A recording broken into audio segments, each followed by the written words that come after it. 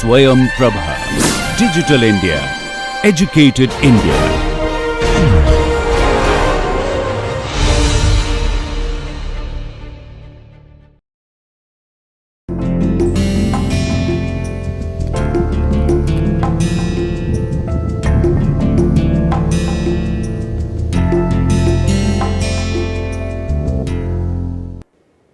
So, today we will talk about biologically influenced corrosion, and that can happen due to microorganisms or macroorganisms.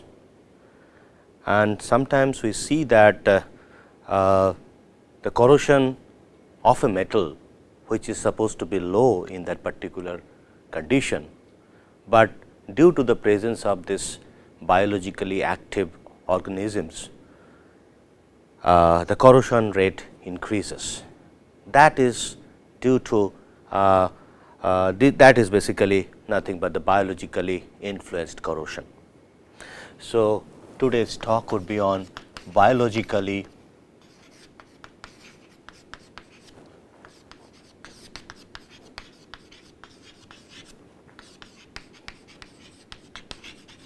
and this is due to bioactive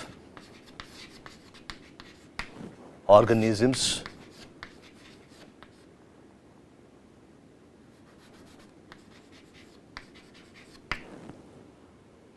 and this can be either micro level or macro level. So, you can term it as microorganisms,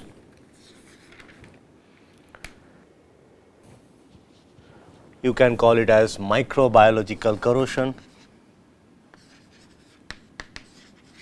microbiological, or this macro one you can term it as macro fouling. So, they can lead to increased corrosion rate and they can happen in different environments. Mainly you can experience this kind of corrosion in soil, groundwater, then you can also have it in oil emulsion,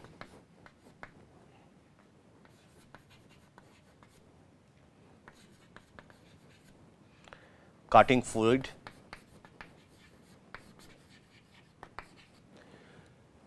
so even you can have domestic or industrial water,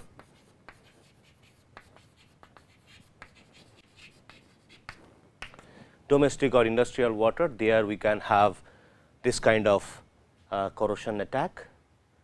And the characteristics of this kind of corrosion attack, as I have told that in some cases we can experience a very low corrosion rate, but because of this particular effect the corrosion rate increases, and that can happen due to either they will directly act directly influence the anodic or cathodic reactions, or maybe they can produce some products in that particular environment and that product can affect the overall corrosion behavior.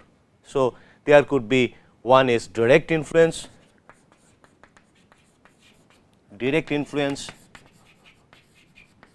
that means anodic or cathodic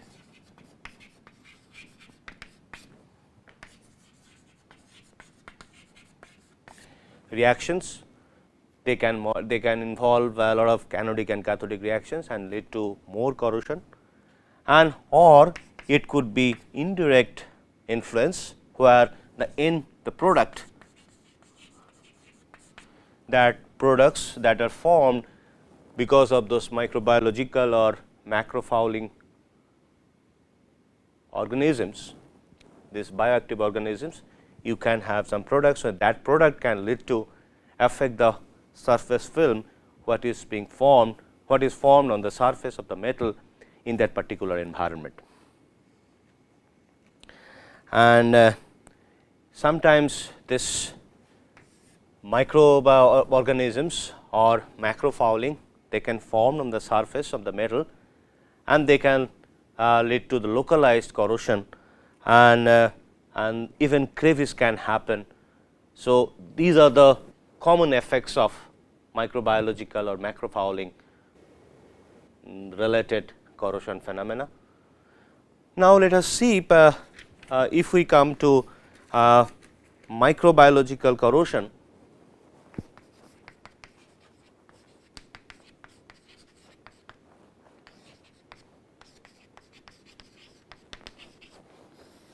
That can happen due to the presence of two kinds of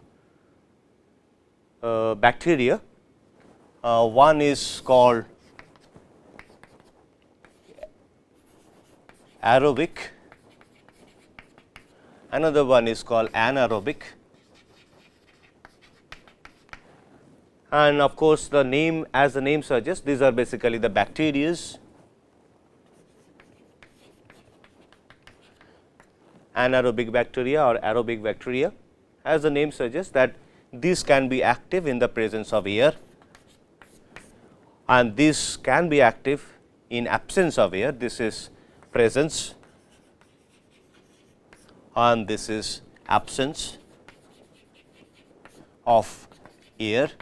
So, that means if we have presence of air, then this kind of bacteria can be active, and that can lead to corrosion, or the vice versa, absence of air, these kind of bacteria will be active and lead to corrosion phenomena. Let us lead to affect the corrosion of the particular metallic object. Let us first talk about, let us see some examples of aerobic and anaerobic bacteria, but before that, they can, this kind of bacteria where they can form, as we have mentioned in case of the cases where we can have sort of biologically influenced corrosion, we see that soil, groundwater, oil emulsion, cutting fluid, domestic and industrial water system, there we can have this kind of corrosion. And these affected areas, these are the affected areas where you can have the excessive deposit,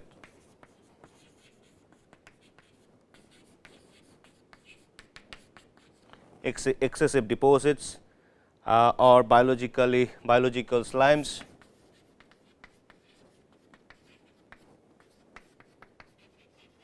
So, there this kind of bacteria can grow and lead to more corrosion of the metallic object. For example, in case of gray iron,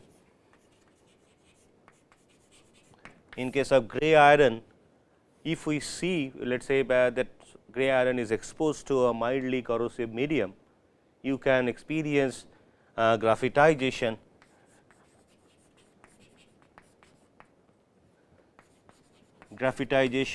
or sometime it is also called graphitic corrosion. Graphitic corrosion, where we have seen that iron leaches out, and then you have on the surface a network of graphite flakes that holds the debris, and it becomes very porous in nature, and in that pores you can develop, you can have bacteria growth, and that can increase the iron leaching phenomena. Now, let us first get into the anaerobic bacteria, what they can do, and this anaerobic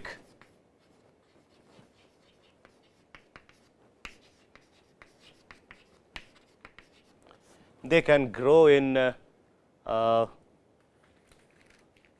deaerated water, they can grow in deaerated soil with the presence of more amount of clay. So, it can happen waterlogged, clay rich deaerated water,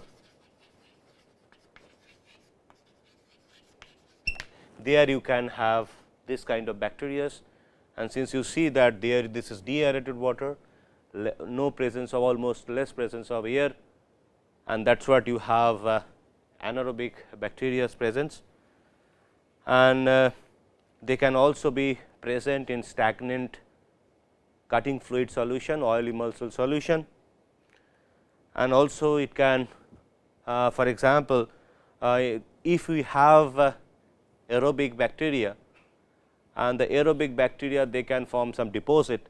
Inside the deposit you have this condition, deaerated condition, and there also you can have anaerobic bacteria.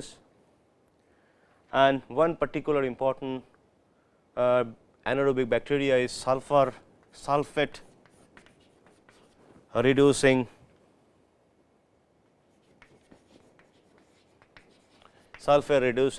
bacteria, which is called D-sulfur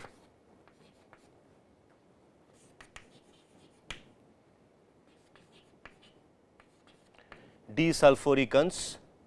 This is one particular bacteria, and what it does, it reduces the sulfate sulfate that is present in the solution. So, they and those are inorganic sulfates. So, inorganic sulfates, if you have sulfate radicals, inorganic sulfate, that would be reduced in the presence of hydrogen, and that can go to S minus 2 sulfide ion can form, and then 4 H2O, and this is in this presence of this particular sulfate reducing bacteria, this reaction happens. Now, this hydrogen can be supplied either by cathodic reaction, which is H plus E hydrogen, or it can be supplied by organic matter that is present in the soil or general environment. Now, once you have this hydrogen, now if this cathodic reaction happens, the let us say 2 hydrogen ions are getting reduced. So, that time you have these 2 electrons are to be supplied. So, these electrons can come from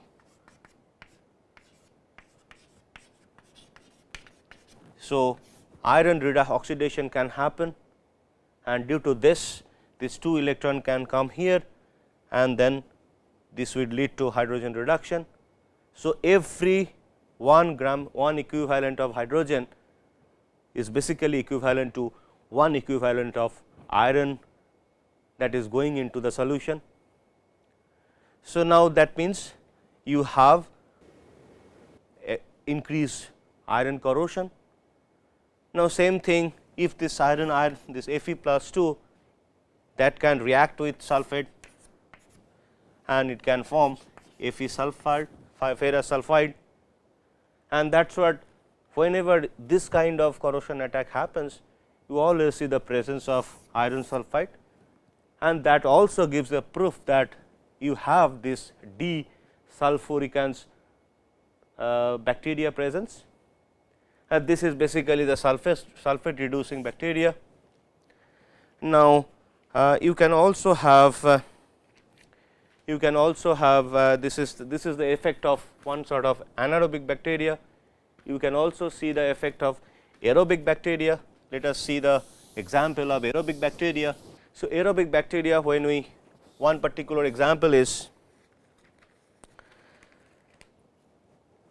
it oxidizes, there it is basically the sulfate is getting reduced, and here sulfur would get oxidized, sulfur gets oxidized in the presence of aerobic bacteria. So, actually aerobic bacteria oxidizes sulfur, and here anaerobic bacteria, the sulfur reducing bacteria is reducing the sulfate radicals. So, actually now here the reaction would be 2S plus 3O2 plus 2H2O it goes to 2H2SO4. So, this one particular example of sulfur oxidizing bacteria is Theobacillus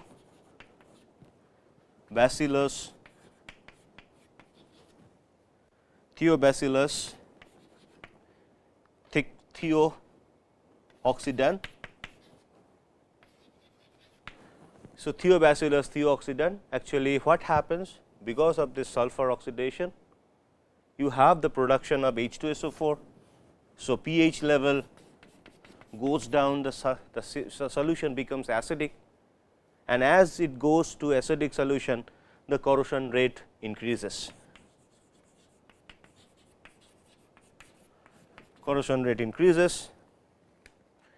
Now, sometimes the slime, which is basically there would be a production of slime, which is polymer extracts of aerobic bacteria, and this slime, let us say you have on the metal surface you have a slime generation, and then it can also lead to localized corrosion attack, and also it can also lead to, in this slime you have this part, you have less oxygen or less air, and due to that in this part you can have anaerobic bacteria growth, and then this aerobic bacteria is leading to corrosion because of the sulfur oxidation, but at the same time you have this slime generation, which is basically a polymer extracts of this kind of bacteria, and there you have the less air content, and that is what you can have a growth of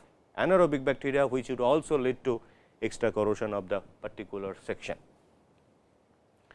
Now, this is one example. Another example is there could be iron oxidizing bacteria.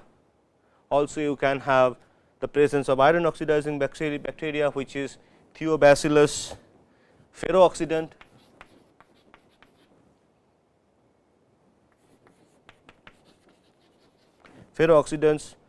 And what they do, this is basically, this is one bacteria and this is another bacteria.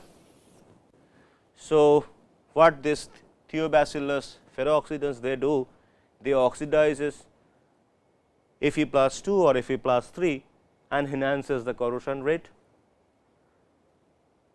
So, you can have the corrosion due to aerobic as well as anaerobic corrosion, anaerobic bacteria presence.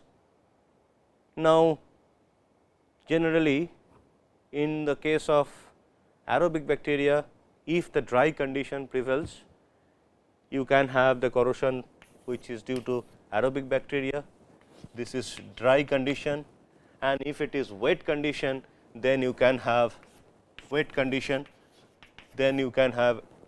anaerobic bacteria related corrosion phenomena, and this is of course in the rainy season, and this one is a hot summer season or a dry season. So, these are basically some of the examples of corrosion which is related to anaerobic and aerobic bacteria. Now, you can also have the corrosion due to macrofouling.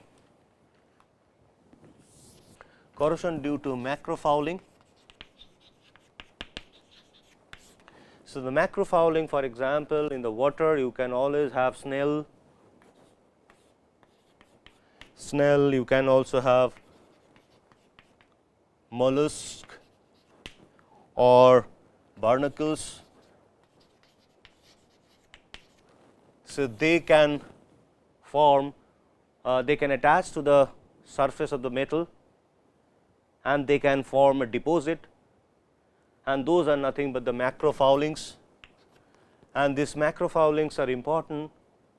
Sometimes they are more important because of a different reason than corrosion. For example, this problem, macrofouling problem, is experienced in case of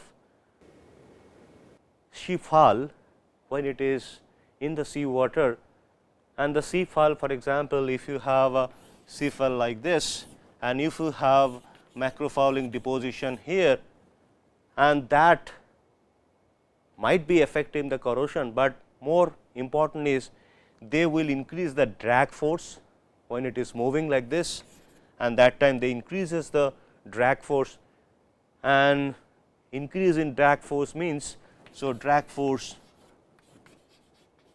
increases, and that means increase in power requirement,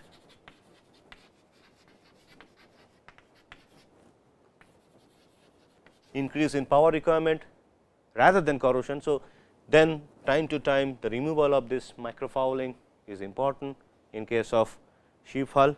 So, where we can experience this kind of macrofouling, macrofouling related corrosion, you can experience in case of metallic structures, vessels and pipelines which are exposed to sea water as well as freshwater system. Now, so some of the characteristics of macrofoulings, for example, the stagnant condition.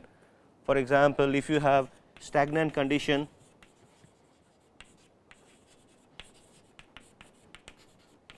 or if there is low rate of fluid flow, then the macrofouling growth would be more compared to the running condition, or let us say the velocity, the relative velocity of the fluid across the metal surface is very high. So, the macrofouling deposition would be less, and sometimes this macrofouling can lead to crevice curve attack.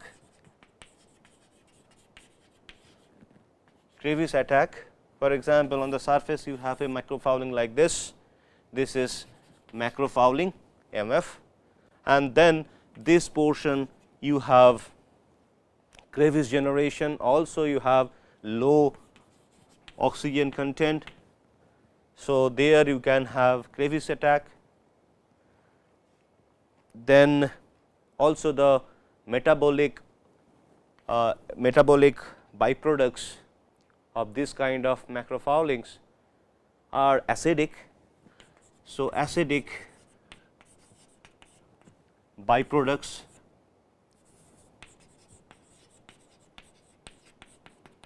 metabolic byproducts,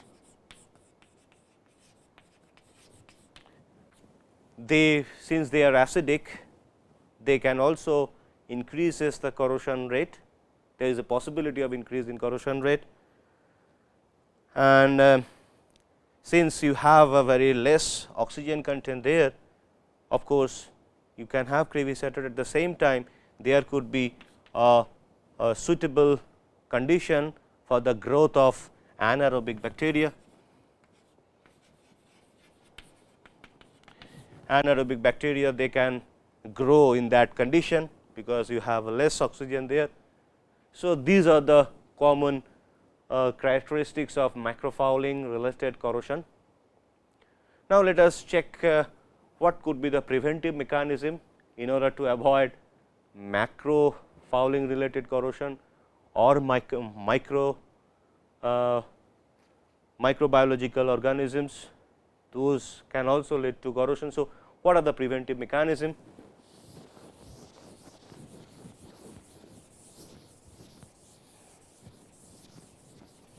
Or preventive measures?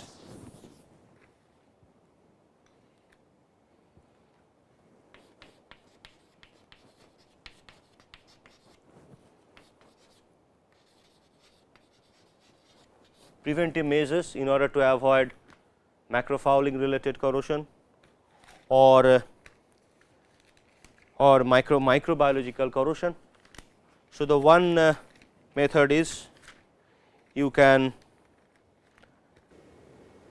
let us say the corrosion phenomena is due to anaerobic corrosion, anaerobic bacteria related corrosion, then of course, aeration would improve.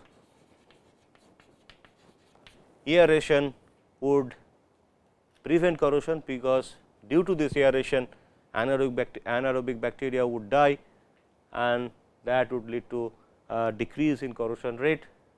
Or you can also have chlorination. Chlorination plus biocides. Biocides, in combination of those two, they can also kill those bacteria. Then you can have coating, for example, tar or enamel or plastic. What they do, they generally have a impervious layer on the metal surface, which would not allow the bacteria to interact with the metal surface. So, then you can also have cathodic protection.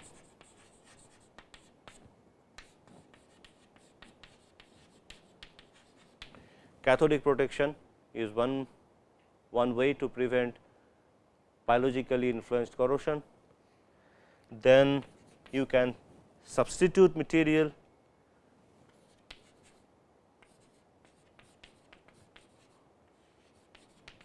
substitution of material.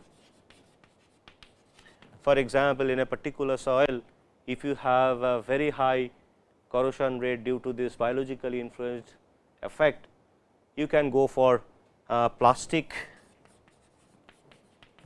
pipe, or you can also have asbestos pipe.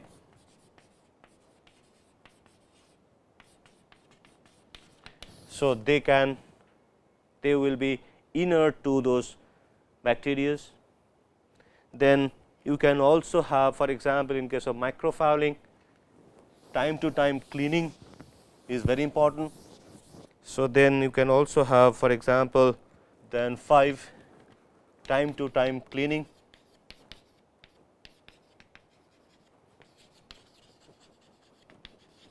That can avoid macrofouling related effect.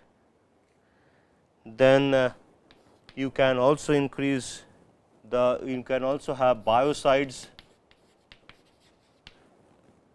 So, those can also interact with bacteria and they can kill the bacteria. So, these are the common preventive measures which can control the biologically influenced corrosion, and you can reduce the corrosion rate to a great extent. So, this is about biologically influenced corrosion, which have two major sections. One is microbiological corrosion and then macrofouling. So, now let me shift to another topic, which is this is basically the two kinds of spatial corrosion form. One is biological related corrosion, and then let me also get into liquid metal related attack or liquid metal related embrittlement effect. So, the next topic would be the liquid metal related failure. So, the topic is liquid metal attack.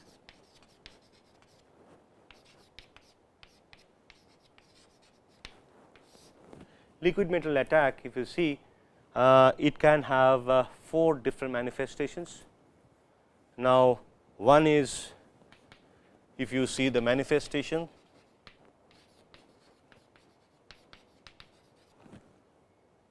it can have instantaneous failure,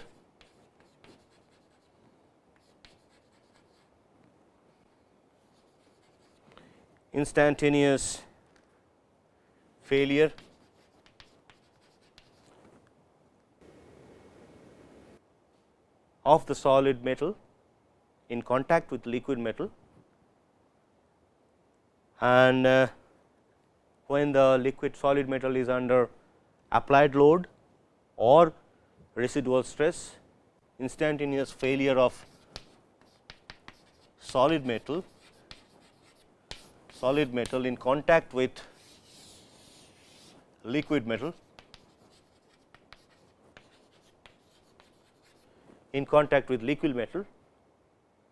and that time this solid metal is under tensile stress,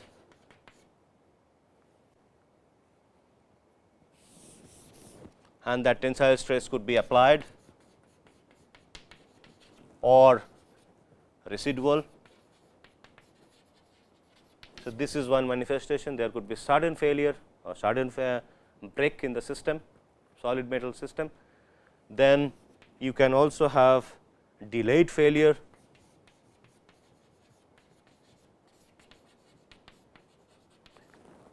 and that can delayed failure of the solid metal which is in contact with liquid metal, and that time the failure can happen below the tensile strength of the metal. So, it can happen below the tensile strength of metal. So, the delayed failure that can also happen when it is when it is in contact with liquid metal. Then you can have, for example, a solid metal you have where you have intimate contact. This is solid metal Sm. So, and this is liquid metal Lm, and then the solid metal has grain boundaries, and there could be a possibility of liquid metal which can penetrate through the grain boundary regions, and this can happen, this penetration can happen without the presence of stress. So, this is one sort of manifestation of liquid metal attack. And then lastly, you can also have you can also have high temperature corrosion.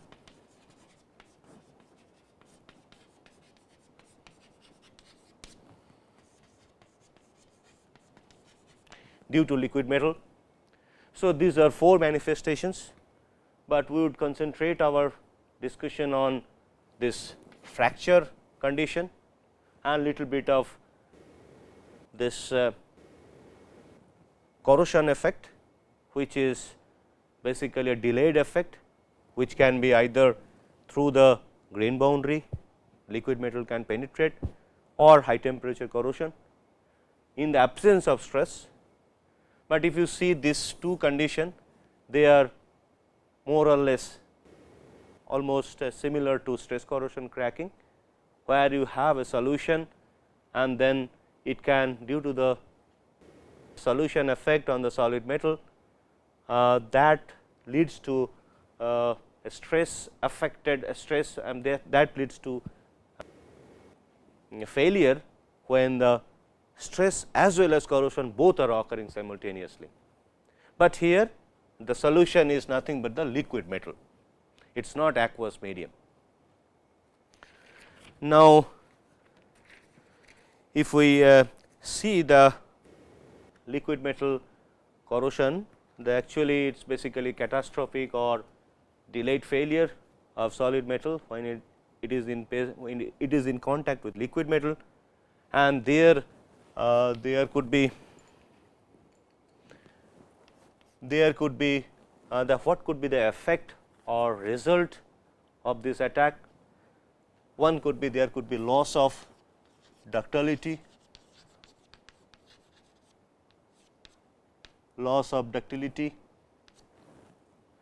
then you can have reduction in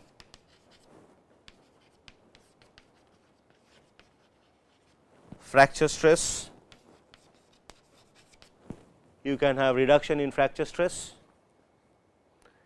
or strain, or it can be both. Then of course, you can have, there is basically a ductile to brittle fracture,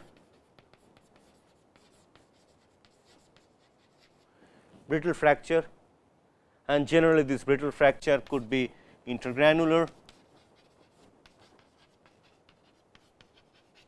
or it can be transgranular.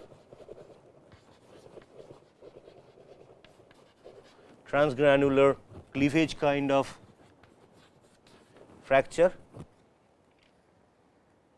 Then you can also experience, there could be, as I have mentioned already, that it could be instantaneous or it can be delayed failure, and fracture morphology. And now coming to fracture morphology, as we have mentioned that ductile to brittle fracture. Now, it could be intergranular or transgranular cleavage. For example, one example of intergranular fracture is experienced in case of brass when it is exposed to in mercury. You experience generally the intergranular corrosion is experienced, intergranular fracture surface is experienced. Now, this liquid metal attack or liquid metal attack, mainly the failure or the fracture part that is specific to some environment, specific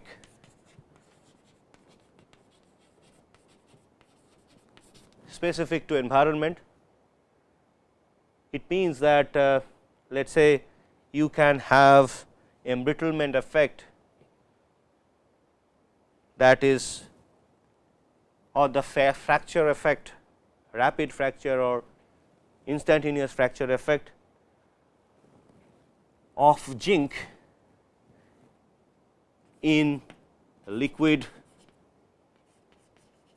Hg, which is nothing but the mercury, liquid mercury, but you cannot experience the instantaneous failure, and which is nothing but the embrittlement effect due to the presence of liquid metal. It is also called liquid metal embrittlement.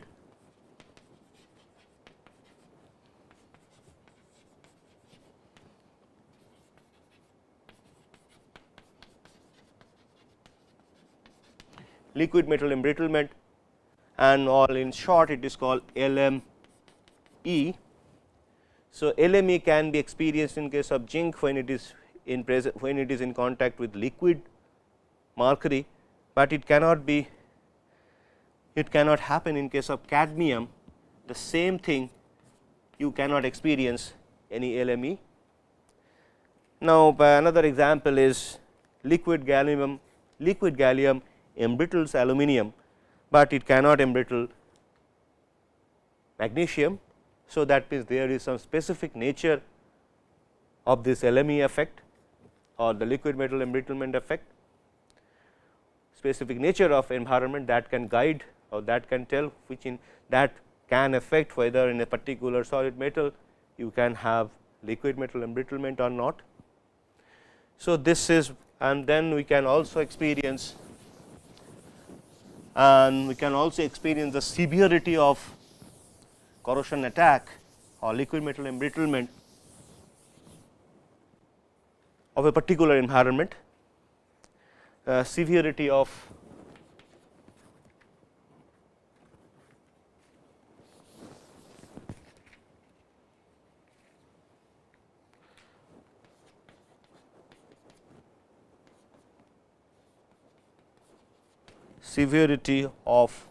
embrittlement.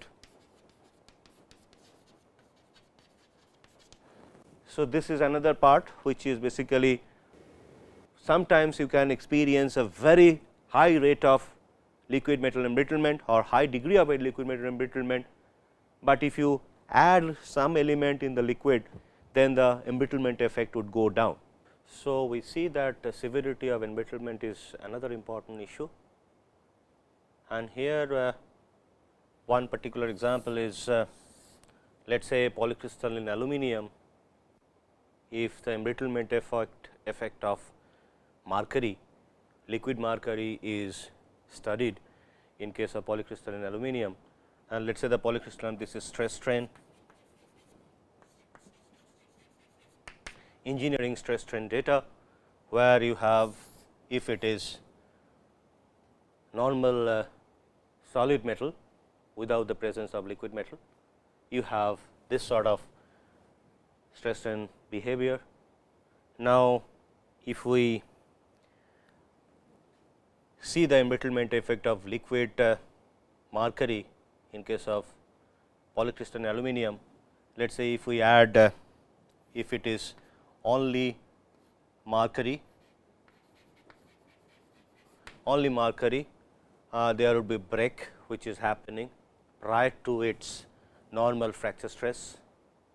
Now, if it is alloyed with the mercury liquid metal, if the liquid metal, if we have mercury plus 1.3% tin, then your embrittlement effect becomes more severe. And then if we have mercury plus 3% zinc, severity effect is maximum. Severity is maximum, that means here where the mercury as well as zinc, those are present in the liquid metal, then your embrittlement effect in case of aluminum would be maximum.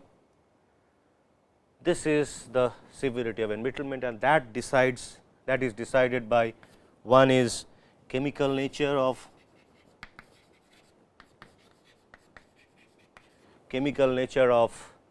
the liquid metal as well as of course, the solid metal.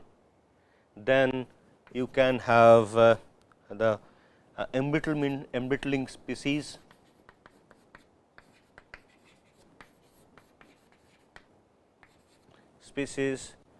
then you can also have the effect of alloying elements,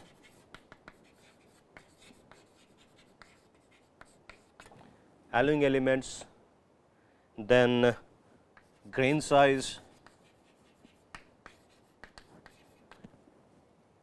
then of course, presence of crack,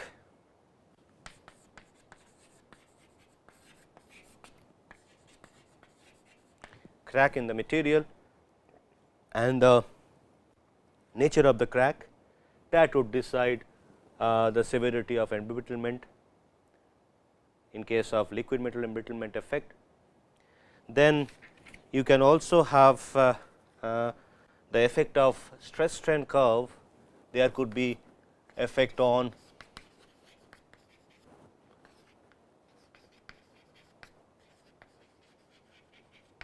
stress strain curve. So, for example, one such example is in case of copper. If we want to see what would be the embrittlement effect in the presence of bismuth, then this is stress, this is strain, and if it is uncoated, that means without the presence of any liquid metal, you have the characteristics like this. And if it is 100% lead, then you can have the character like this. This is in case of 100% lead, and if you consider 100% bismuth, the nature would be like this. So, you see the in case of when it is 100% lead and this is uncoated. So, you do not have much change, but only thing is there is a little decrease in the total fracture strain, but your yield point as well as ultimate tensile strength, that those the two things remain unchanged. But once we have 100% bismuth, you have a very aggravated embrittlement effect, and if you alloy this 100% bismuth with lead, let us say 20%, let us say 40% lead, then you can have little improvement in improvement, and there will be delayed embrittlement. So, this is let us say 60% bismuth plus 40% lead. So, this is basically the effect on stress strain curve. There could be reduction in fracture stress, total fracture strain, and this is one particular example. This is in case of polycrystalline copper.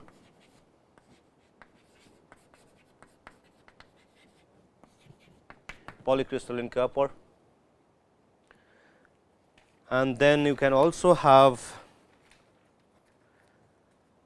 this is basically the common characteristics of liquid metal attack or liquid metal embrittlement effect. Now, there if we would like to see what could be the requirements for liquid metal embrittlement,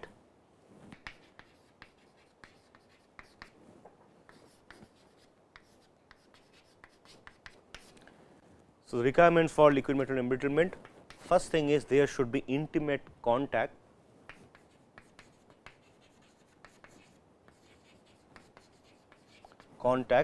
or proper weighting of the solid metal by the liquid metal. So, that is one first requirement. Then the solid metal must be stressed and sufficiently stressed to produce, that means there should be stressed which can produce plastic deformation.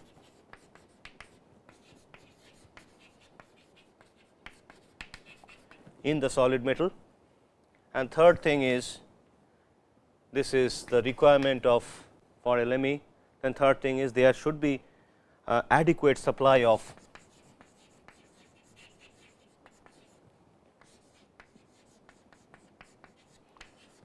liquid metal.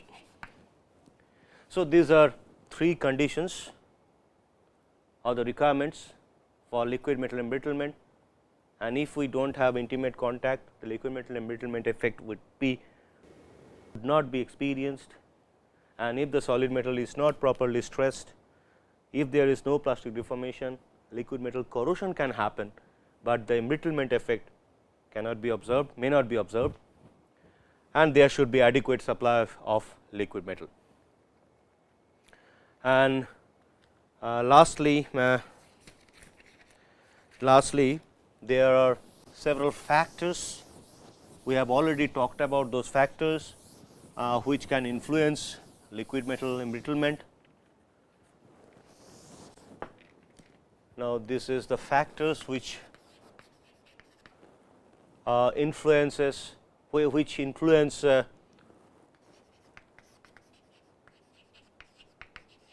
influencing liquid metal embrittlement. One is, of course, if we have grain size effect. Grain size effect, generally we see that if it is coarse grain structure, that means there we have more embrittlement, that means the coarse grain structure. Coarse grain material experience embrittlement more than the fine grain material. Then you can have a temperature effect, and generally the temperature should be more than the melting point of the liquid metal. Then you have the strain rate effect. Higher the strain rate, more would be the embrittlement. So, higher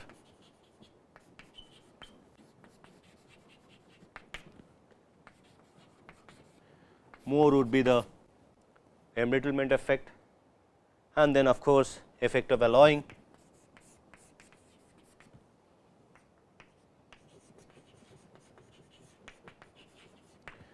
That is also important factor in case of liquid metal embrittlement. Now, if we come to see what are the mechanism by which liquid metal embrittlement can happen in a particular solid metal, there are three different routes or mechanisms through which liquid metal embrittlement can happen in a particular material. So, the mechanism, so this is a mechanism, generally one would be the reduction in surface energy.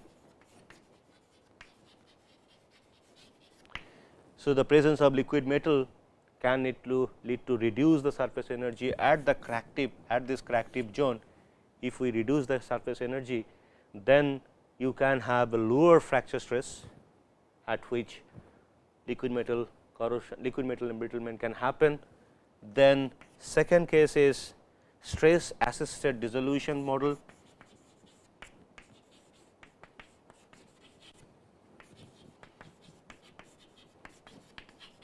Stress assisted dissolution, where you have the crack tip, this is the crack tip, and here this is under stress, and because of that there could be localized dissolution, and that lead to increase crack growth, or the crack growth would be possible due to the localized dissolution, and the stress is always there to keep the crack open. This is stress assisted dissolution. Then also you can have another mechanism which is adsorption induced reduction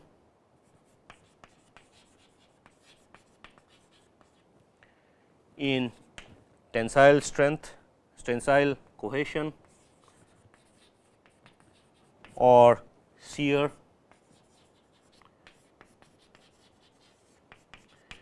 strength.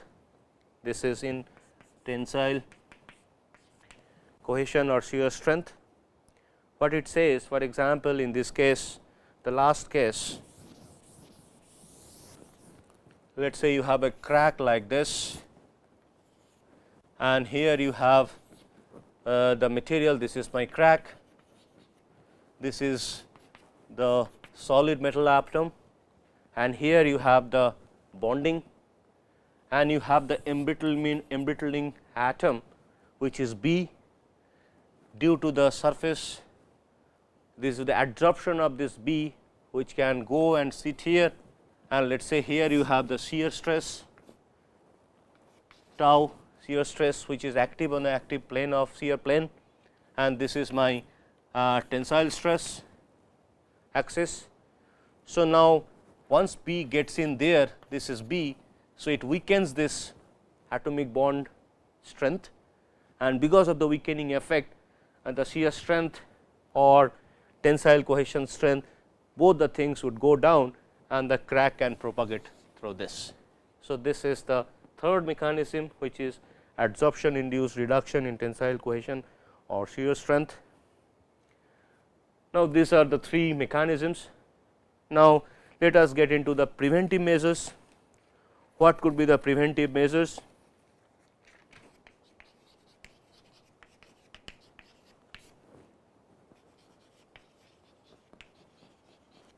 Preventive measures, one is you can have impurity atoms in the solid. So, introduction of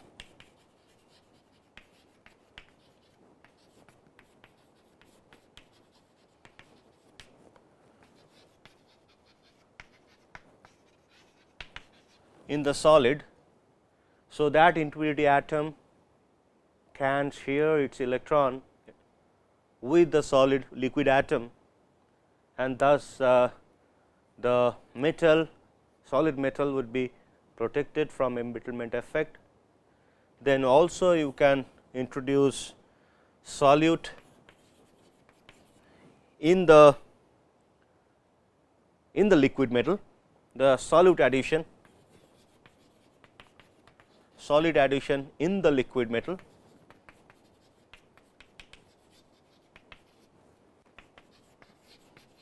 One particular example is addition of lead in liquid bismuth. Bismuth generally reduces the embrittlement effect in aluminum. So, in case of aluminum embrittlement, this is in case of copper, solid copper. If we introduce lead in liquid bismuth, we can have less severe embrittlement effect. Then also we can have let us say if a solid, this is my solid, this is my solid metal, and this is my liquid metal. If we can produce, if we can put some sort of barrier around this metal surface, which can be either ceramic or metallic, that would give you protection against liquid metal embrittlement. Then fourth is cladding.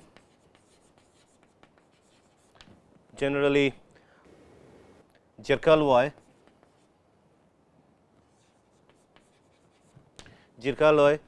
that is cladded with pure zinc, pure zirconium, that is pure zirconium cladding, that reduces the zircaloy embrittlement effect in the presence of liquid cadmium.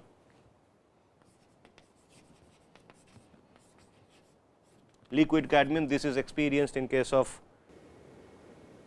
atomic reactors where zircaloy is used and the liquid cadmium related liquid embrittlement effect is experienced. So, if we have a pure zirconium cladding, then we can protect the material from liquid metal embrittlement. And of course, if you can reduce applied or residual stress. So, these are some preventive measures. Now, these are basically all together, this is basically the whatever discussions we have done, that is on the liquid metal embrittlement as well as overall the liquid metal attack. Now, there are many examples of this liquid metal embrittlement effect. One few examples, the case studies, let me put forward.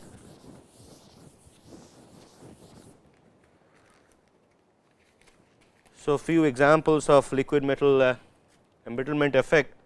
One is this is case 1. Sometime in case of copper containing steel, when that steel is hot rolled, we sometimes experience hot shortness. Hot shortness in case of steel is related to low melting sulphide component formation along the grain boundary. So, in this case, if we have a high copper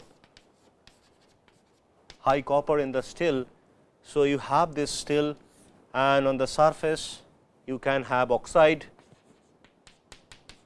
and just below the surface in this part you can have high copper compound formation, low melting compound formation.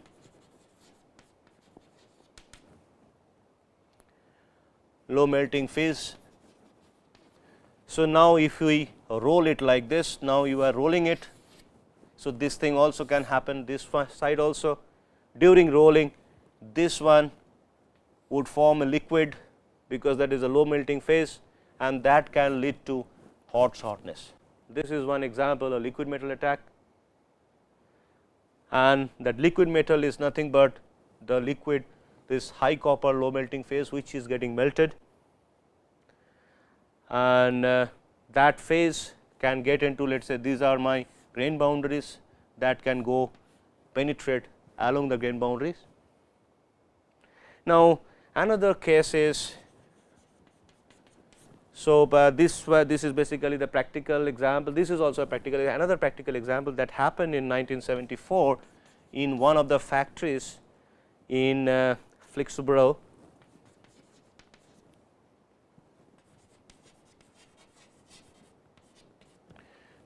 So, there we experience this sort of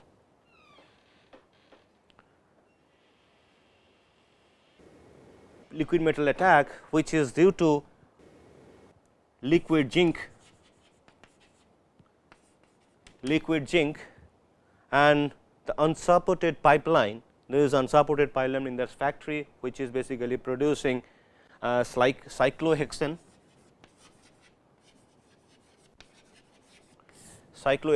producing factory, unsupported pipeline.